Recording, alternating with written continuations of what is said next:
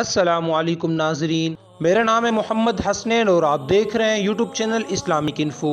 آج کی ہماری تحریر کا موضوع حضرت مالک بن دینار کی توبہ کا سبق آموز واقعہ ہے، اور یہ واقعہ ادارہ دارالسلام کراچی کی کتاب سبق آموز واقعات سے لیا گیا ہے۔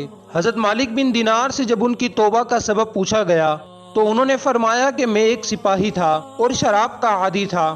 میں نے ایک نفیس باندی خریدی اور وہ میرے دل میں خاص مقام کی مالک بن گئی۔ اس سے میری ایک بیٹی پیدا ہوئی، میں اس سے بے حد پیار کرتا تھا۔ وہ جب زمین پر گھسٹ کر چلنے لگی تو میرے دل میں اس کے لیے محبت اور بڑھ گئی۔ جب میں اس کے سامنے شراب پیتا تو وہ آ کر کھینچا تانی کر کے شراب کو میرے کپڑوں پر گرا دیتی۔ جب وہ 2 سال کی ہوئی تو وہ فوت ہو گئی اور اس کی موت سے مجھے بہت صدمہ پہنچا۔ 15 رمضان کو جمعے کی رات میں شراب کے نشے میں مدہوش تھا۔ میں نے عشاء کی نماز بھی نہیں پڑھی تھی۔ میں نے خواب دیکھا کہ سور پھونکا گیا اور قیامت قائم ہو گئی۔ قبروں سے مردوں کو اٹھایا گیا، جن میں سے میں بھی ایک تھا، اور تمام مخلوقات کو جمع کیا گیا۔ مجھے اپنے پیچھے سے کسی کی آہٹ سنائی دی۔ جب میں نے مڑ کر دیکھا تو ایک کالے رنگ کا بہت بڑا اژدہا تھا، جس کی آنکھیں نیلی اور وہ منہ کھولے میری طرف دوڑ رہا ہے۔ خوف اور دہشت کے مارے میں بھاگا۔ ایک صاف ستھرے لباس والے شخص کے پاس سے میرا گزر ہوا۔ میں نے سلام کیا تو اس نے جواب دیا۔ پھر میں نے کہا، بابا مجھے اس اژدہے سے بچاؤ۔ تو وہ بوڑھا روتے ہوئے کہنے لگا، میں کمزور اور ضعیف ہوں اور یہ اژدہا بہت طاقتور ہے، میں تمہیں اسے کیسے بچا سکتا ہوں؟ آگے چلو، شاید اللہ تعالیٰ تیری نجات کی کوئی اور صورت بنا دے۔ میں آگے بھاگا اور ایک بلند پہاڑ پر چڑھ گیا۔ ادھر سے میں نے جہنم اور اس کی ہولناکیاں دیکھی۔ قریب تھا کہ اژدہے کے خوف سے میں اس کے اندر گر جاتا، لیکن مجھے کسی کی آواز سنائی دی کہ کسی نے مجھ سے کہا کہ تم یہاں سے چلو، تم یہاں کے رہنے والے نہیں ہو۔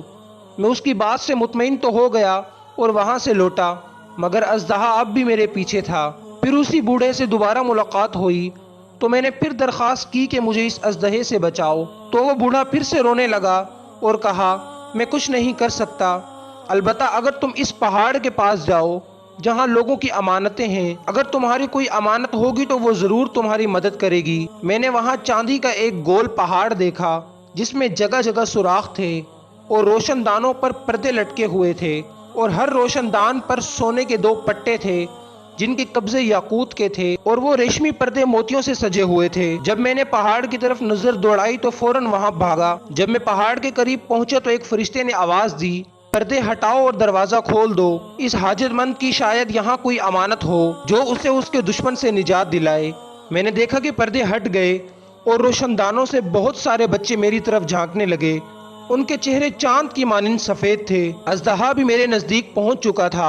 ان بچوں میں سے ایک نے چلا کر کہا، سب ہٹ جاؤ، اس کا دشمن اس کے قریب آ گیا ہے۔ چنانچہ سب بچے کھڑے ہو کر جھانکنے لگے۔ اچانک میری وہ بچی جو مر گئی تھی وہ بھی وہاں موجود تھی۔ جب اس نے مجھے دیکھا تو رونے لگی اور کہا، ہائے یہ تو میرا باپ ہے، اور یہ کہتے ہوئے فوراً چھلانگ لگا دی اور میرے پاس آ کر کھڑی ہو گئی۔ اس نے ایک ہاتھ سے مجھے پکڑا اور دوسرا ہاتھ اژدہے کی طرف بڑھایا تو وہ بھاگ گیا۔ پھر اس نے مجھے بٹھایا اور خود میری گود میں آ کر بیٹھ گئی اور دائیں ہاتھ سے میری داڑھی پکڑ کر کہا، کیا آپ نے سورۃ الحدید کی وہ آیت نہیں سنی جس کا ترجمہ ہے، کیا مومنوں کے لیے وہ وقت نہیں آیا کہ ان کے دل اللہ تعالیٰ کے ذکر کے لیے جھک جائیں؟ میں رونے لگا اور کہا، بیٹی تم لوگ بھی قرآن پاک کو جانتے ہو؟ تو اس نے مجھے جواب دیا کہ ہم آپ سے زیادہ قرآن پاک کو جانتے ہیں۔ میں نے کہا، بیٹا مجھے اس اژدہے کے بارے میں بتاؤ جو مجھے ہلاک کرنے پر تلا ہوا تھا۔ تو اس نے کہا، وہ آپ کا برا عمل ہے جس کو آپ نے اتنا طاقتور بنا دیا کہ وہ آپ کو جہنم کی آگ میں ڈبونا چاہتا ہے۔ پھر میں نے اس بوڑھے کے متعلق پوچھا جو مجھے راستے میں ملا تھا، تو اس نے کہا کہ وہ آپ کا نیک عمل ہے جسے آپ نے اتنا کمزور کر دیا ہے کہ وہ اب برے عمل کا مقابلہ بھی نہیں کر سکتا۔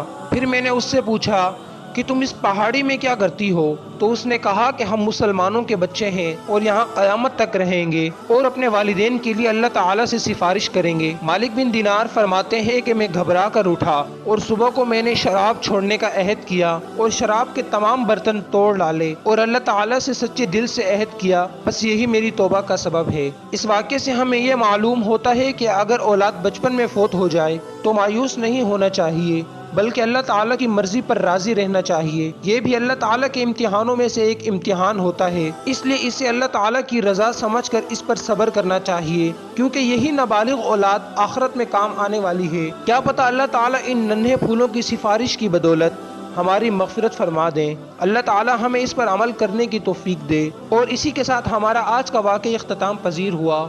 ملتے ہیں اگلی ویڈیو میں، تب تک کے لیے مجھے دیجیے اجازت۔ خدا حافظ۔